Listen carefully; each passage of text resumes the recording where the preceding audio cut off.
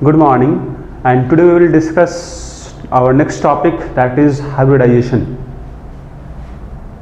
Next topic is hybridization. Hybridization. अब ये topic पढ़ने की यहाँ ज़रूरत क्यों है, ये टॉपिक क्यों आया, केमिकल बॉन्डिंग में हम लोग क्यों पढ़ते इसको हैं, उसका रीज़न पहले समझ लो आप। जैसे मान लेते हैं अगर आपको बोले हम, आप इससे पहले पढ़ चुके हो वैलेंस बॉन्ड थ्योरी, वहाँ आप पढ़े कि अगर आपने पास H2 है तो यहाँ जो आपका बॉन्ड बन रहा है, सिग्मा बॉन्ड बन रहा है, कैसे बना हम आपको दिखाए थे इसका ऑर्बिटल डायग्राम। उसी तरह से अपने पास अगर O2 है तो इसका भी हम बना चुके हैं ऑर्बिटल डायग्राम। N2 है, F2 है, Cl2 है, मतलब अगर अपने पास दो एटम है तो हम उसका ऑर्बिटल डायग्राम बना चुके हैं। अगर होमो एटॉमिक है और डायटॉमिक मतलब दो एटम है, दोनों एटम सेम है, तो यहाँ आपके पास कोई प्रॉब्लम नहीं है। और सिंपल हम बोलेंगे आपको, अगर अपने पास दो एटम है ना, चाहे अपना H2 हो, O2 हो, N2 हो, F2 हो, Cl2 हो या फिर HF हो, अगर दो एटम है, HCl है, HBr है, HI है, तो ये सब में ये सब भी डायटॉमिक है। यहाँ पे दो एटम है, डायटॉमिक मॉलिक्यूल है। यहाँ दोनों एटम अलग अलग है तो इसको बोलेंगे हम हेटेरो एटॉमिक। ये भी डायटॉमिक ही है, यहाँ भी दो एटम है लेकिन दोनों एटम यहाँ सेम है, डायटॉमिक है, डायटॉमिक मॉलिक्यूल है। तो ये बात यहाँ पर ये है कि वैलेंस बॉन्ड थ्योरी जो पढ़े हो आप, उसके मदद से हम ये सब मॉलिक्यूल को हम एक्सप्लेन कर पाएंगे कैसे यहाँ ऑर्बिटल ओवरलैप क्या होगा। यहाँ कोई दिक्कत आपको नहीं आएगा। लेकिन अगर हम बात करें पॉली एटॉमिक मॉलिक्यूल का, जैसे अगर अपने पास है CH4 है, H2O है या फिर NH3 है, तो ये सब एग्जाम्पल किसका हो गया? The example of poly atomic molecules. Poly atomic molecules. अब इन लोग का जो बॉन्ड बना है उसको आप एक्सप्लेन नहीं कर पाओगे with the help of valence bond theory. यहाँ जो बॉन्ड एंगल है, चार, यहाँ पर अपने पास चार बॉन्ड, कार्बन में अपने पास चार बॉन्ड बनाते हैं हम लोग हैं, ठीक है, चार बॉन्ड, चारों बॉन्ड का बॉन्ड एनर्जी अगर बात करें हम, मतलब बॉन्ड स्ट्रेंथ बात करें तो सेम है।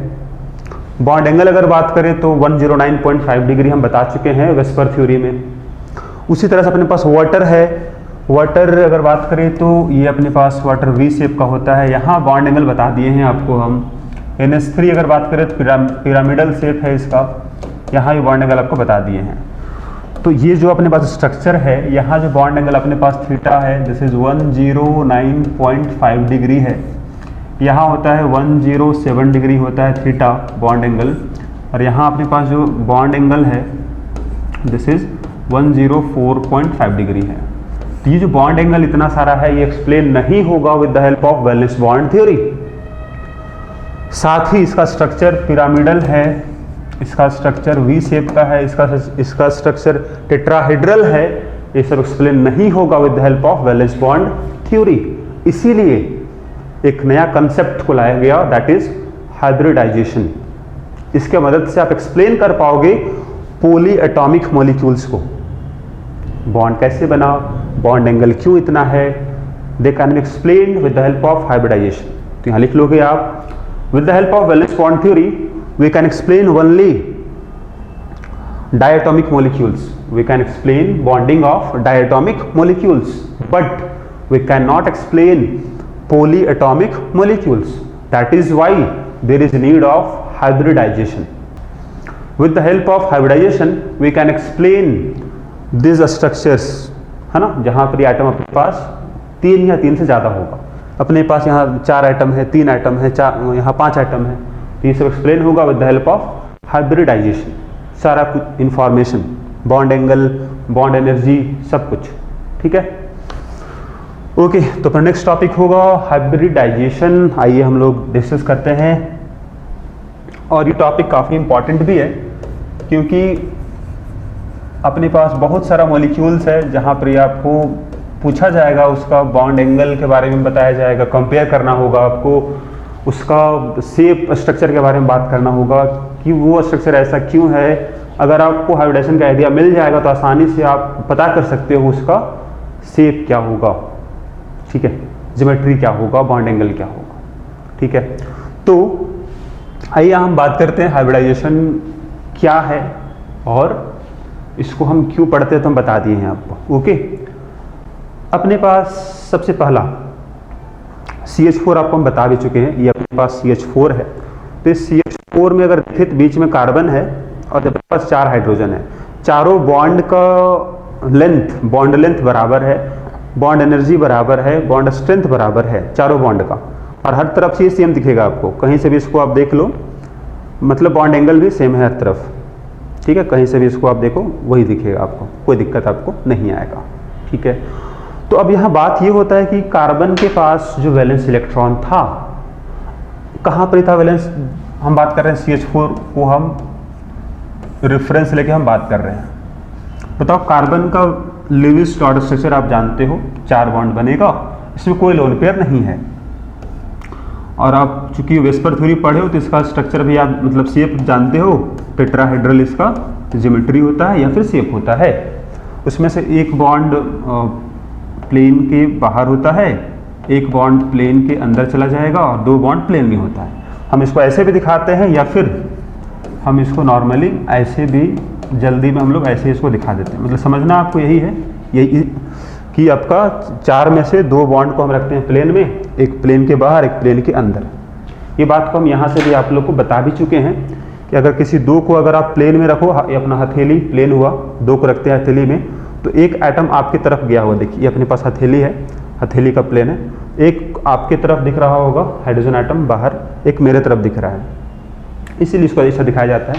2 अगर प्लेन में होगा, एक बाहर होगा, एक अंदर चला जाएगा, तभी यहाँ पर हर एक के बीच में बॉन्ड एंगल कितना होगा, तो 109.5 डिग्री होगा, ये बात होता है। अब इसके बारे में कुछ इन्फॉर्मेशन में लिख लेते हैं कंपाउंड के बारे में। इसका चारों बॉन्ड का लेंथ, बॉन्ड लेंथ बराबर है, ऑल 4 CH बॉन्ड्स है ना are equal in length, length बराबर है, आर इक्वल इन एनर्जी है ना, चारों बॉन्ड में से कोई भी बॉन्ड को चेक करो आप, एनर्जी सबका बराबर होगा, मतलब बॉन्ड तोड़ने में बराबर एनर्जी लगने वाला है। All 4 CH bonds are equal in length, bond energy या फिर बोले बॉन्ड स्ट्रेंथ, या बोले आपको हम बॉन्ड स्ट्रेंथ, हाँ जी। तो ये तो बात हुआ एक पॉइंट, और यहाँ पर ये है ऑल एंगल्स,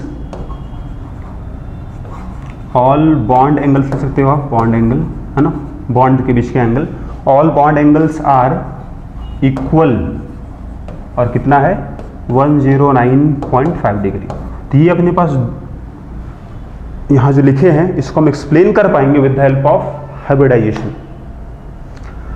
चलो एंगल वाला बात तो हम एक्सप्लेन कर लेते हैं with the help of VSEPR theory, कोई दिक्कत नहीं है, शेप जो होता है वही बताए थे आपको वेस्पर थ्योरी में, लेकिन ये इसके बारे में कोई इन्फॉर्मेशन नहीं था वेस्पर थ्योरी में, ना ही लेविस थ्योरी में, कि सबका बॉन्ड एनर्जी बराबर होगा, बॉन्ड स्ट्रेंथ क्यों बराबर हो गया, बॉन्ड लेंथ, ये सब कोई इन्फॉर्मेशन आप लेविस थ्योरी में नहीं पढ़े हो, वेस्पर थ्योरी में नहीं पढ़े हो, आप कहाँ पढ़ते हो, ना ही आप वीबीटी में पढ़े हो, वैलेंस बॉन्ड थ्योरी में भी इसके बारे में हम एक्सप्लेन नहीं कर पाएंगे। क्यों एक्सप्लेन नहीं कर पाएंगे उसको भी आप देख लो। अगर यहाँ हम लगाए वैलेंस बॉन्ड थ्योरी, तो जरा देखना, अगर हम यहाँ पर ही अप्लाई करना चाहे वैलेंस बॉन्ड थ्योरी, देखना जरा, अब बताओ जो कार्बन के पास कितना वैलेंस इलेक्ट्रॉन है, तो ये तो आपको पता है, हम अप्लाई कर रहे हैं वैलेंस बॉन्ड थ्योरी, हम अप्लाई कर रहे हैं वैलेंस बॉन्ड थ्योरी, ठीक। तो अब बताओ कार्बन अगर 4 बॉन्ड बनाया है तो कार्बन के पास 4 अनपेड इलेक्ट्रॉन रहा होगा, तब तो 4 शेयरिंग किया तो 4 बॉन्ड बना, तो 4 अनपेड आपको यहाँ दिखाना होगा। अभी यहाँ देखते कितना इसमें इलेक्ट्रॉन दिख रहा है, इसमें 2 इलेक्ट्रॉन तो पेयर्ड है, अनपेयर्ड नहीं दिख रहा है वहाँ फ्री, यहाँ 2 अनपेयर्ड दिख रहा है, लेकिन बॉन्ड तो बन रहा है 4, मतलब 4 अनपेयर्ड आपको दिखाना होगा। तो ये आपका कन्फिग्रेशन हो गया लो एनर्जी स्टेट में, इसको बोलते हैं हम लोग हैं ग्राउंड स्टेट, GS का मतलब क्या हो गया? GS का मतलब हो चुका है ग्राउंड स्टेट का मतलब लो एनर्जी स्टेट। क्लियर? तो मतलब कार्बन को दिखाना होगा एक्साइटेड स्टेट में, मतलब हाई एनर्जी स्टेट में, तो इलेक्ट्रॉन यहाँ से अनपेयर होके यहाँ चला जाएगा, हाई एनर्जी में चला जाएगा। तो 1s2, 2s1 और 2p3। अब यहाँ 4 इलेक्ट्रॉन आपको दिख रहा होगा, 1 2 3।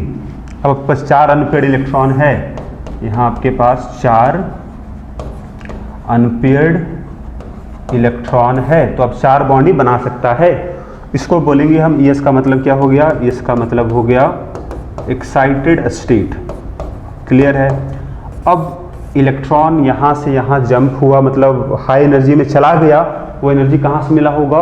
तो जब भी एटम करीब आता है तो कुछ एनर्जी रिलीज करता है, that energy is utilized here, electron को जंप करवाने में।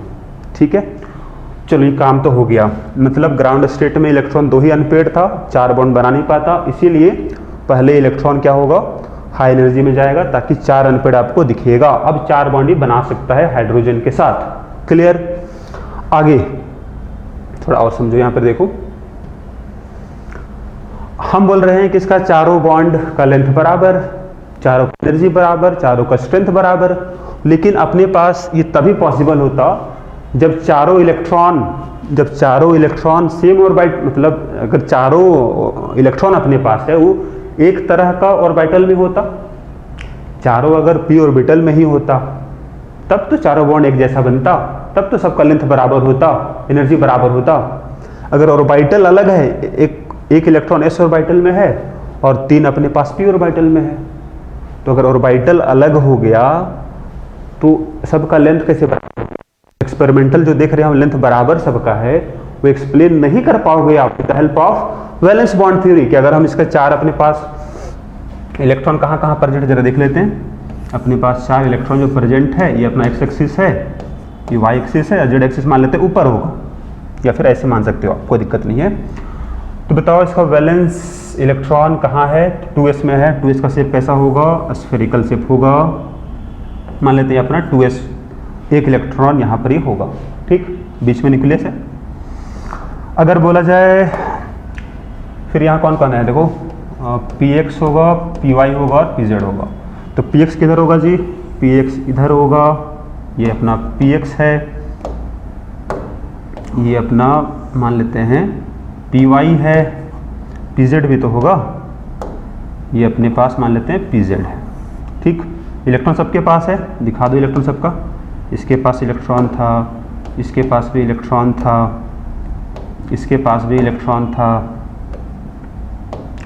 और s ऑर्बिटल के पास भी इलेक्ट्रॉन था, तो भी दिखाते हैं। चलिए यहाँ पर ही सपोज यहाँ दिखा रहे हैं आपको, इसके पास भी इलेक्ट्रॉन था। ठीक, अब अपने पास 4 हाइड्रोजन आएगा इसके पास बॉन्डिंग करने के लिए।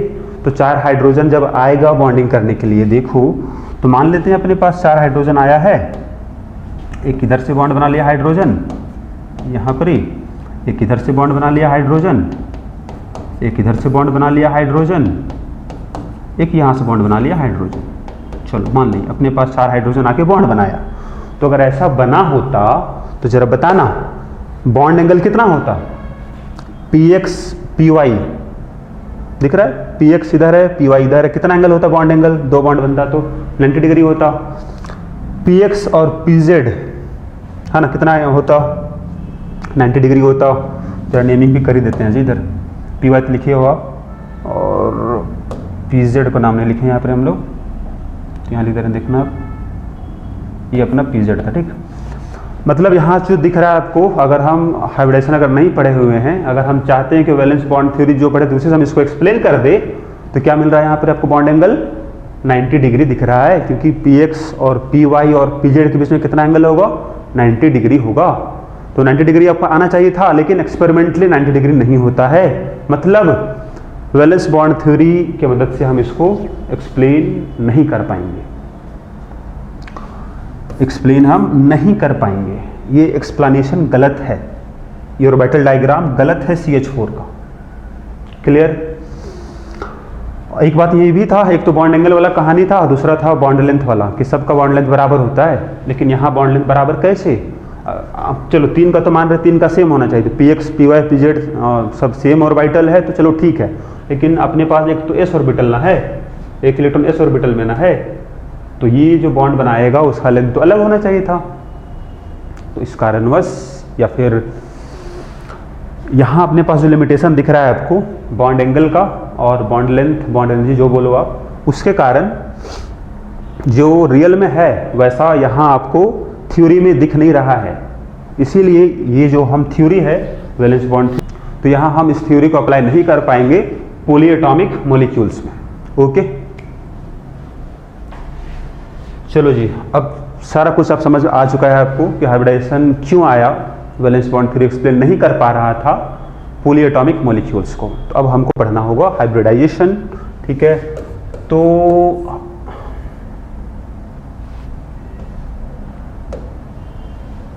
हम यहां लिखते हैं हाइब्रिडाइजेशन। ठीक है, होता है क्या है इसमें, अभी जो हम यहाँ देख रहे थे CH4 में कि चारों बॉन्ड लेंथ बराबर है, बॉन्ड एनर्जी बराबर है, मतलब कार्बन के पास 4 ऑर्बिटल चाहिए जो सेम साइज का हो, सेम शेप का हो, सेम एनर्जी का हो, तब तो जो बॉन्ड लेंथ जो मिलेगा हम लोग को, जो बॉन्ड मिलेगा उसका लेंथ सेम होगा, बॉन्ड एनर्जी सेम होगा, है ना। तो कब पॉसिबल होगा, हाइब्रिडाइज होगा। मतलब what is the simple meaning of hybridization, इसका मीनिंग होता है मिक्सिंग ऑफ ऑर्बिटल्स। क्या होता है, मिक्सिंग ऑफ ऑर्बिटल्स, आपस में मिक्स हो गया और मिक्स होने के बाद सबका शेप सेम हो गया, साइज सेम हो गया, एनर्जी सेम हो गया। अपने पास 4 वैलेंस इलेक्ट्रॉन था, 4 ऑर्बिटल था, एक 2s था, 2px 2py 2pz। तो s p तो अलग अलग होता है, s स्फेरिकल है, p डम्बल है, शेप अलग अलग था, लेकिन जो हमको रिजल्ट है CH4 उसमें सारा बॉन्ड लेंथ सेम है, बॉन्ड एनर्जी सेम है। इसीलिए हम चारों को मिक्स करेंगे। मिक्स करने के बाद जो हम लोग को मिला होगा ऑर्बिटल, वो क्या मिलेगा, सबका सेम होगा, साइज शेप और एनर्जी। तब वो बॉन्डिंग करेगा हाइड्रोजन के साथ, तो उसका बॉन्ड लेंथ सेम आएगा, बॉन्ड एनर्जी सेम आएगा, बॉन्ड स्ट्रेंथ भी सेम रहेगा। ठीक है, तो दिस इज द थ्योरी। मतलब यहाँ आप ही करना होगा, सिंपल सा वैलेंस शेल में जो ऑर्बिटल होगा उसको आप मिक्स कर दो, मिक्स करने के बाद सबका एनर्जी को आप सेम कर दो, शेप को सेम कर दो, साइज को सेम कर दो, फिर बॉन्डिंग करो, कहानी खत्म। यही है हाइब्रिडाइजेशन। क्या है, देखो यहाँ पर आप लिखिएगा, it is a hypothetical concept. Hypothetical concept, it is a hypothetical concept. hypothetical concept where atomic orbitals of central atom are mixed such that their shape,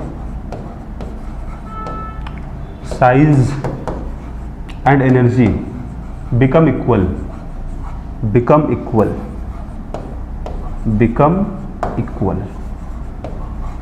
यही है अपना हाइब्रिडाइजेशन। करते क्या हम लोग हैं कि सेंट्रल एटम का जो वैलेंस सेल होगा उसमें जो ऑर्बिटल्स होगा उसको आप मिक्स कर दो। मिक्स इस तरह से करो कि मिक्स करने के बाद जो बनेगा, ऐसा नहीं खत्म हो गया, मिक्स हुआ है बस, अब उसका एनर्जी सब सेम हो गया, शेप सेम हो गया, साइज सेम हो गया, अब वो बॉन्ड एक तरह का बनाएगा। तब हम एक्सप्लेन कर पाएंगे शेप ऑफ CH4 और उसके जैसा हजारों मॉलिक्यूल्स है उसको हम एक्सप्लेन कर पाएंगे। ठीक है, तो यही अपना डेफिनेशन अगर बात करें हम, तो यही इसका डेफिनेशन है हाइब्रिडाइजेशन का। आइए आगे हम बात करते हैं इसमें कुछ इंपॉर्टेंट पॉइंट, फिर हम एग्जाम्पल देख लेंगे और इसका टाइप्स देख लेंगे। ओके, हाँ जी, तो अगर यहाँ बात करें हम जैसे फीचर्स ऑफ हाइब्रिडाइजेशन, इसमें कुछ इंपॉर्टेंट जो पॉइंट है हम लिखवा दे रहे हैं आपको। पहला पॉइंट होगा, जितना ऑर्बिटल को आप मिक्स करोगे, जितना एटॉमिक ऑर्बिटल को आप मिक्स करोगे उतना ही बनेगा, मतलब उतना ही हाइब्रिड ऑर्बिटल बनेगा मिक्स होने के बाद, ठीक है। तो बोलिएगा number of hybrid orbitals, hybrid orbitals are equal to number of atomic orbitals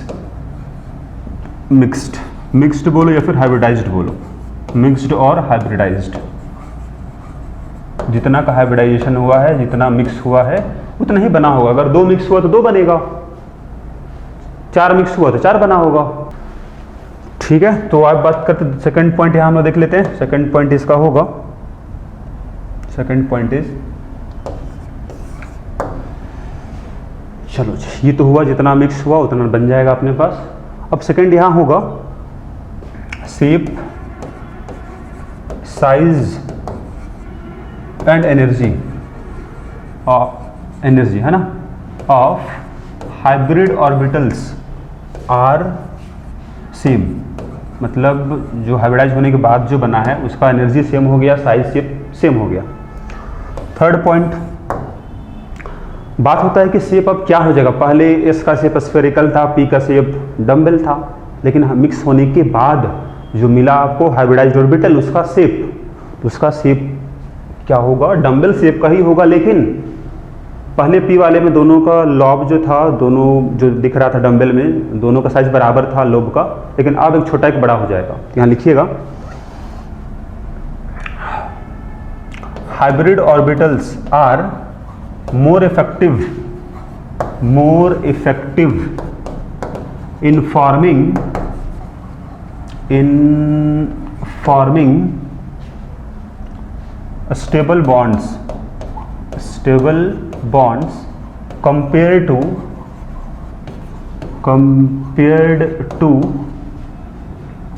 pure orbitals जो मिक्स नहीं हुआ है, उसके तुलना में जो मिक्स होके बना है दे हैव मोर, है ना, उसका जो बॉन्ड बनेगा वो ज़्यादा स्टेबल बनेगा, ठीक है। ऐसा क्यों, तो लिख लीजिएगा due to their shape, shape कैसा होता है जी, तो शेप कैसा होता है, तो अगर बात करें हम आपको शेप ऑफ हाइब्रिड ऑर्बिटल कैसा होता है, तो आपको हम बताए थे लास्ट क्लास में वैलेंस बॉन्ड थ्योरी में कि अगर ऑर्बिटल में डायरेक्शनल नेचर होगा तो वो स्ट्रॉन्ग बॉन्ड बनाएगा। अगर एस ऑर्बिटल है और पी ऑर्बिटल है, डम्बल शेप है, तो पी वाला में जो ओवरलैपिंग होगा वो ज़्यादा हो पाता है तो वो स्ट्रॉन्ग बॉन्ड बनाता है। उसी तरह से अब चूंकि ज़्यादा स्टेबल बॉन्ड बना पाता है हाइब्रिड ऑर्बिटल, तो इसका शेप जो होगा कैसा होगा, देख लीजिए यहाँ पर आप, कुछ ऐसा होगा जी। डम्बल ही है लेकिन इसका सारा इलेक्ट्रॉन डेंसिटी जो है एक तरफ आ गया है, तो उसको हम ऐसे दिखा सकते हैं। तो अब ये इस तरफ से अगर बॉन्डिंग किया तो ओवरलैपिंग ज़्यादा अच्छे से कर पाएगा, स्ट्रॉन्ग बॉन्ड बना पाएगा, स्टेबल बॉन्ड बना पाएगा। पी वाले में दोनों साइज बराबर था, इलेक्ट्रॉन डेंसिटी दोनों साइड मिलने का चांसेस था, लेकिन यहाँ अब एक तरफ सारा इलेक्ट्रॉन डेंसिटी आ चुका है, तो उसी तरफ से अगर बॉन्डिंग करेगा इसी तरफ से तो उसका ओवरलैपिंग ज़्यादा हो पाएगा और स्ट्रॉन्ग बॉन्ड बन पाएगा। शेप इसका ऐसा हो जाता है, इसका हाइब्रिडाइज्ड ऑर्बिटल का। ये अपना थर्ड पॉइंट है जी। फोर्थ पॉइंट क्या होगा, तो फोर्थ पॉइंट यहाँ हो जाएगा नेक्स्ट वन, जैसे अपने पास 4 एटॉमिक ऑर्बिटल मिक्स हुआ, 4 ऑर्बिटल आपको मिला मिक्स होने के बाद, अब चारों का ज्योमेट्री क्या होगा, स्पेस में किस डायरेक्शन में रहेगा, तो उसका डायरेक्शन इस तरह से होगा ताकि रिपल्सिव फोर्स कम से कम काम करेगा। सब में इलेक्ट्रॉन ही तो होता है, तो अगर सेम चार्ज है तो दूर दूर होगा तब तो रिपल्सन कम होगा, मतलब बॉन्ड एंगल चाहिए आपको मैक्सिमम। तो अगर 4 है तो आपको हम बता चुके हैं वेस्पर थ्योरी में, अगर अपने पास 4 है चार्ज क्लाउड तो शेप क्या होगा, टेट्राहेड्रल होगा। अगर 2 है चार्ज क्लाउड लीनियर शेप होगा, अगर 3 है तो ट्राइगोनल प्लेनर होगा। तो वेस्पर थ्योरी जो पढ़े थे वो यहाँ भी इस्तेमाल होगा। फोर्थ पॉइंट वही है, hybrid orbitals will be directed along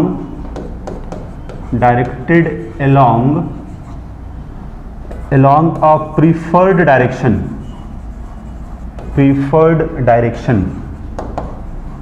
preferred direction such that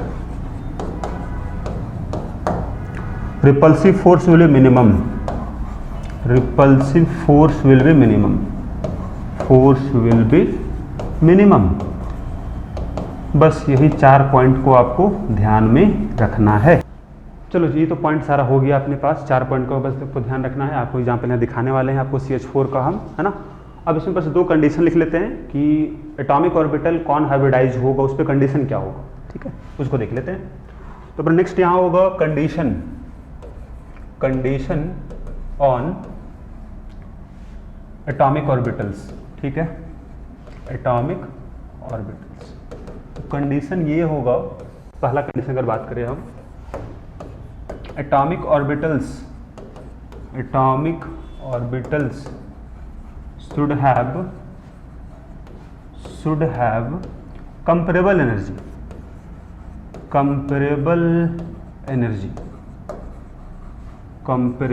energy होगा। ऐसा नहीं कि एक एनर्जी बहुत कम, एक एनर्जी बहुत ज़्यादा, ऐसा नहीं। एनर्जी कंपेरेबल होगा, थोड़ा बहुत अंतर होगा, तो उसको मिक्स करने के बाद हम एनर्जी बराबर कर देंगे, ठीक, बराबर हो जाएगा। दूसरा, अब कौन सा एटॉमिक ऑर्बिटल हाइब्रिडाइज करेगा? वैलेंस शेल वाला, लिख लोगे आप।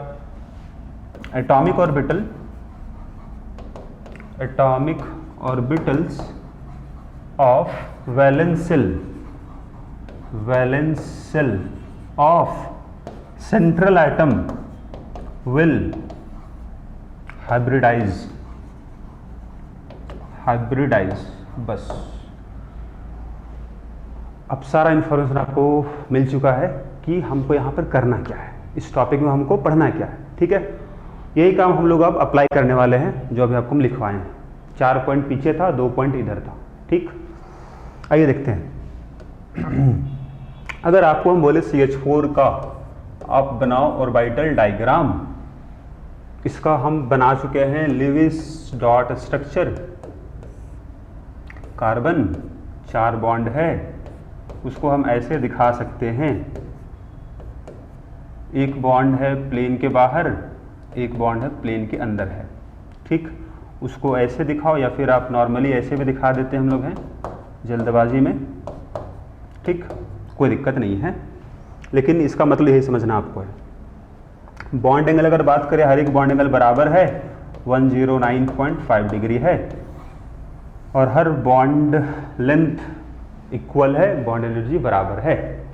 तो इस चीज़ को हम लोग एक्सप्लेन करते हैं। आइए देखते हैं।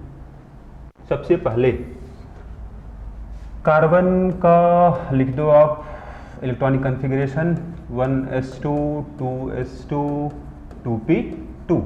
इलेक्ट्रॉन वैलेंस सेल को पहले फोकस रखो आप। ये अपना वैलेंस सेल है, ग्राउंड स्टेट है, मतलब लो एनर्जी स्टेट है।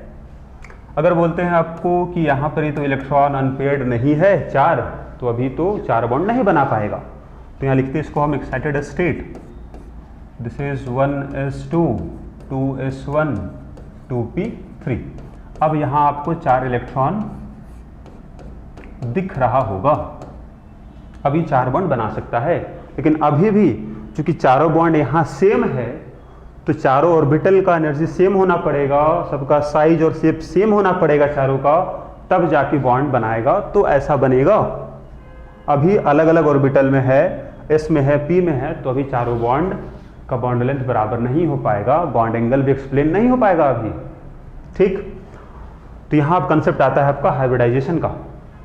हाँ जी, सब मिक्स कर दो और एक नया सेट बना दो चारों का, एनर्जी बराबर करके, शेप सेम कर दो, साइज सेम कर दो, ठीक। कहानी खत्म। अब इसी को हम दिखा रहे हैं आपको, यहाँ देखो, विद द हेल्प ऑफ, इस तरह से देखना ताकि आप विजुलाइज करना आपके लिए आसान होगा। देखिएगा, हम बता रहे हैं कार्बन का, ये अपना एनर्जी सबसे कम एनर्जी कौन ऑर्बिटल का है, तो 1s का है, इसमें 2 इलेक्ट्रॉन है, दिखा दो अब। इससे ज़्यादा एनर्जी किसका है, 2s का है, यहाँ भी 2 इलेक्ट्रॉन दिख रहा है आपको। इससे ज़्यादा एनर्जी किसका होगा, तो 2p का होगा, यहाँ भी 2 इलेक्ट्रॉन था, यही था अपने पास। ये अपना ग्राउंड स्टेट हुआ कार्बन का। अगर हमको दिखाना होगा एक्साइटेड स्टेट, देखिए एनर्जी अगर हमको दिखाना एक्साइटेड स्टेट कार्बन का तो इसमें तो चलो ठीक है, यहाँ कोई दिक्कत नहीं है या कोई चीज़ नहीं होगा, लेकिन यहाँ पर देखना कि अब एक इलेक्ट्रॉन यहाँ जो था पेयर था वो ऊपर चला गया है, तो अब यहाँ अपने पास 4 इलेक्ट्रॉन दिख रहा है। तो ऊपर वाले पार्ट को यहाँ रिप्रेजेंट किया हम इन टर्म्स ऑफ एनर्जी, इसको आपको यहाँ दिखा रहे हैं एनर्जी के टर्म्स में, ग्राउंड स्टेट, एक्साइटेड स्टेट। तो चलो बढ़िया। अब आपको आगे एक स्टेप यहाँ और बढ़ाना होगा। देखिए ये एनर्जी था, सबसे कम एनर्जी स्टेट वाला दिखा दो 1s2। अब यहाँ पर कौन कौन था उसको दिखा दीजिए आप। यहाँ एक इलेक्ट्रॉन था, यहाँ था, यहाँ था, यहाँ था, एनर्जी अलग अलग था, ये 2s था और ये 2p था, 3 था इसमें। अब यही सब क्या होगा, आपस में मिक्स होगा, हाइब्रिडाइज होगा। क्या होगा, हाइब्रिडाइज होगा। तो अगर ये हाइब्रिडाइज हुआ या मिक्स हुआ तो सबका एनर्जी क्या कर दोगे, बराबर कर दोगे। तो यहाँ जब बनाइएगा उसी तरह से अगर आपको दिखाना है, यहाँ पर ही ये सबसे नीचे बनाइए आप 1s2 को। अब इसका एनर्जी जो अलग अलग था वो बराबर हो चुका होगा, चारों का एनर्जी बराबर हो चुका होगा, एनर्जी बराबर हो चुका होगा। अब इसका नाम बदल देना है आपको, पहले नाम अलग अलग था, अब नाम सबका सेम हो जाएगा। इसका नाम क्या होगा, इसका नाम होगा अब, चूंकि यहाँ पर अपने पास क्या है कि s का एक ऑर्बिटल और p का 3 ऑर्बिटल, s का एक ऑर्बिटल, p का 3 ऑर्बिटल मिक्स हुआ है, तो इस हाइब्रिडाइजेशन का नाम होगा sp3। क्या नाम होगा, sp3। तो इस चारों का नाम क्या हो जाएगा, हर एक का नाम होगा sp3 हाइब्रिडाइज्ड ऑर्बिटल। तो यहाँ 4 बना है हाइब्रिडाइज्ड ऑर्बिटल, तो बोलिएगा sp3 हाइब्रिडाइज्ड ऑर्बिटल, इसका अब नेम हो जाएगा। अब नाम बदल गया है, रंग रूप बदल गया है, शेप अलग हो गया, साइज अलग हो गया इससे पहले वाले से। ठीक, अब ये चारों स्पेस में इस तरह से डायरेक्टेड होगा कि रिपल्सिव फोर्स कम से कम काम करेगा। तो अगर 4 अपने पास है तो चार्ज क्लाउड अगर 4 है तो शेप क्या होता है, टेट्राहेड्रल होता है, मैक्सिमम एंगल। तो ये अपने पास 4 हाइब्रिडाइज्ड ऑर्बिटल था, चारों का अगर बनाना होगा तो नीचे दिखाइए आप यहाँ पर ही। अगर आपको इस तरह से दिखाना है इस तरह से दिखाइए, या फिर एक और तरीका दिखा रहे हैं आपको हम। कार्बन के पास जो वैलेंस इलेक्ट्रॉन था कौन कहाँ कहाँ था, 2s में था, 2px में था, 2py में था, 2pz में था। इसका शेप स्फेरिकल था, बीच में न्यूक्लियस। इसका शेप डम्बेल था पहले, इसका शेप भी डम्बेल ही था, इसका शेप भी डम्बेल ही था। ठीक, मिक्स होने के बाद क्या हुआ, सबको मिक्स किया गया।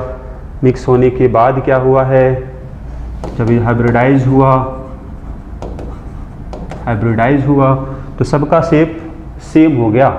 तो बना दो यहाँ पर जी आप, 4 बना है ना, शेप साइज सेम रहेगा। भले यहाँ आपको डायग्राम में थोड़ा अगर अलग दिख भी रहा है, लेकिन सबका सेम होगा साइज। अब सारा इलेक्ट्रॉन डेंसिटी एक तरफ आ चुका है, तो अब ज़्यादा इफेक्टिव ओवरलैपिंग कर पाएगा। इलेक्ट्रॉन एक डायरेक्शन में आ चुका है, बीच में होगा न्यूक्लियस, ये न्यूक्लियस। ठीक है, हाँ जी, चारों बन चुका है। अब चारों बोले थे आपको हम, they will be directed along preferred direction. तो ये सब